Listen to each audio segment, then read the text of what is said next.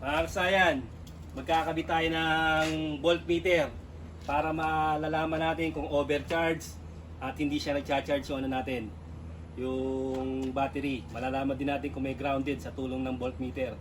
Napaka-importante nito sa motor, kaya kailangan kung may motor ka magkabit ka na o kahit sa sasakyan. Ito kasayan, no, niready na natin yung paglalagyan. Ito siya, no, sa pinaka gitna ng bar natin, ang handlebar. Ito siya, naka-ready na siya.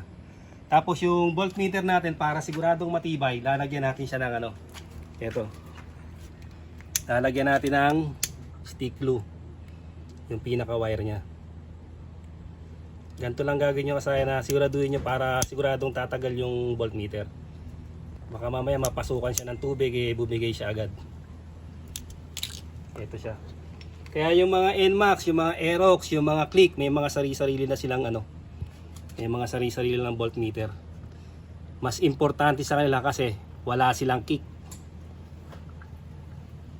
Hindi porkit walang kick kaya lang sila dahil wala silang kick. Hindi. Napaka-importante sa charging system, sa starter, sa overcharge at saka sa not charging, sa hindi nagcha-charge. Saka sa nalagyan lang siya natin ng protection para hindi siya pasukin ng tubig. Pa.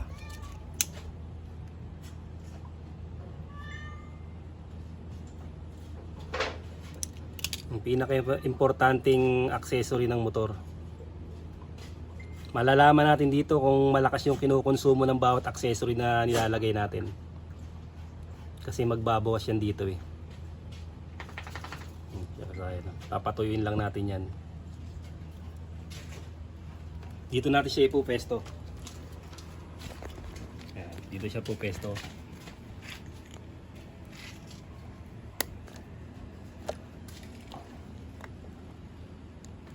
Okay na. Nakapesto na siya. Ngayon dito papasok sa loob. Pasok natin siya rito.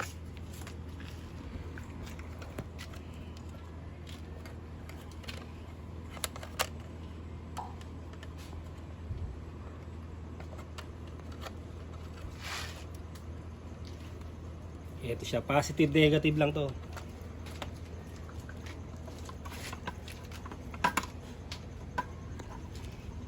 Pagka nasisikipan kayo, pwede yung tanggalin to ano natin yung headlight. Kung hindi naman, ito, hanap lang kayo dito sa kulay black. Ito yung kulay black, dito natin lalagay yung kulay red. Kulay red ng ano, ng voltmeter.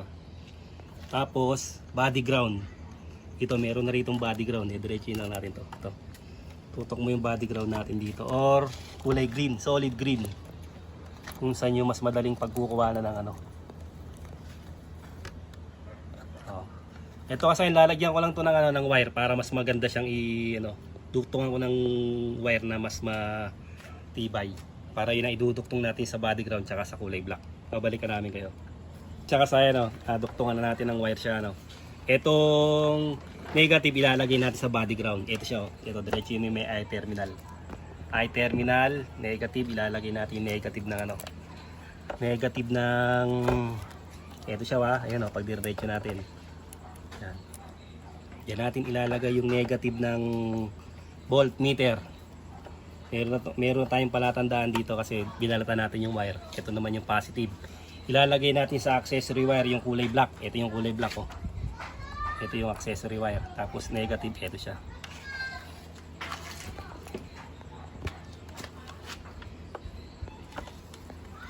Ito na yung yung natin. Ito lang tayo kukuha.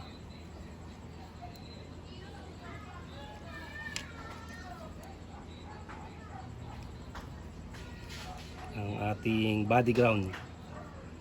Magaan lang naman to kasi ano lang to, voltmeter. Ito yung susukat ng ating battery. Lalagay natin yung ground. Kung ayaw nyo naman sa kulay green, solid green, yun ang negative ng TMX Supremo.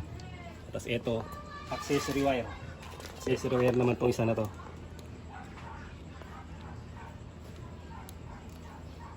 Ito naman siya. Solid. Makikita nyo dito solid black.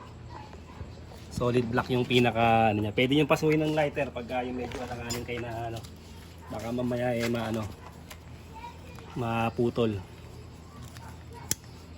Siya oh. Pag ganun na siya, hindi pa. O, kailangan meron kayo dito kalyo. Nakunat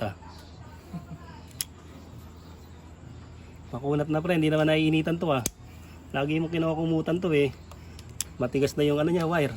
Ayan Paglabas ng niya para walang kabawas-bawas.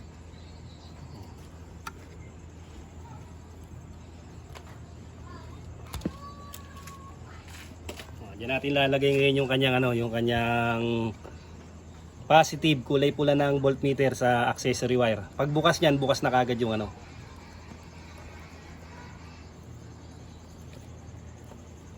seal nyo lang nyo lang mabuti. Pakapitin nyo ng gusto bago yung tepa ng maayos. Gas testing na natin. Ayan na siya kasaya dito ka sa kabila para makita nila. Kasi kasaya para malaman nyo kagad na start na kagad natin. Kung nagcha-charge siya. Ayan siya kasaya Kanina 12.5 ngayon, ito na siya. 13.7. Pa.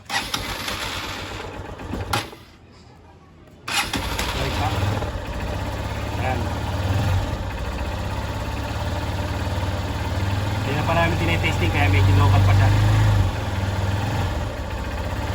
Saka tayo. Nalobat pa ang kanyang battery. Malalaman nyo agad sa kaya kung nag-charge siya.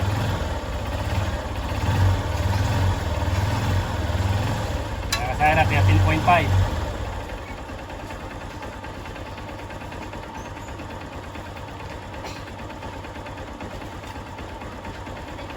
Ganun lang kasayan yung pagkakabit ng voltmeter sa ating motor para lagi natin siyang monitor kung ano yung natin reading. Ayan siya kasayan 13.2. 13.1. Mababa na siya. Pero okay pa yung battery niya kasi 12.5 Pagka 12.2 na yung battery niya, ibig sabihin palitin na yung battery, mahina na. Hanggang dito lang mga kasayan. Salamat sa panonood.